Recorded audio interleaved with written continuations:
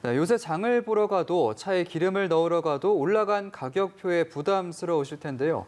실제로 지난달 소비자 물가가 9년여 만에 가장 많이 올랐습니다. 네, 정부는 작년 코로나 불황에 따른 기저효과 영향이고 하반기에는 안정될 것이라지만 체감 물가가 뛰다 보니 걱정이 앞서는 게 현실입니다. 이동훈 기자입니다.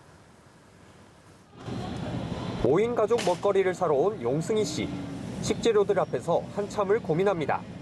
아이들이 많으니까 달걀을 많이 먹게 되는데 달걀 값이 정말 고공행진이에요. 네, 그리고 대파 정말 많이 부담되죠. 용승희 씨의 걱정처럼 5월 소비자 물가는 1년 전보다 2.6% 올라 9년 1개월 만에 최대 상승폭을 기록했습니다. 물가 강세를 주도한 것은 석유류, 농축수산물 값이었습니다.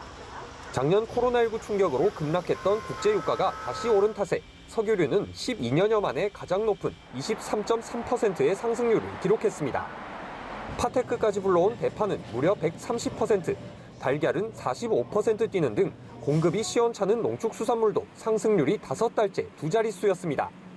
정부는 이들 상품 수급에도 문제가 있지만 지난해 5월 물가가 0.3% 떨어진 데 따른 기저효과가 크게 작용했다고 봤습니다.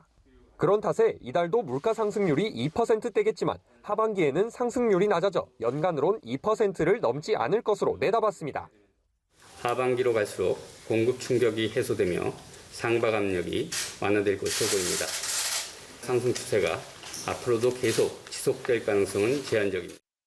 하지만 실물 경기 회복세에 소비 회복이 더해지면 인플레이션으로 이어질 수 있고 이렇게 되면 금리 인상 압력도 커질 수밖에 없습니다. 정부는 이달 계란을 5천만 개 이상 수입하고 가격 급등 품목의 관세 인하에도 나섰지만 물가의 조기 안정을 장담하기는 쉽지 않은 이유입니다. 연합뉴스 TV 이동훈입니다.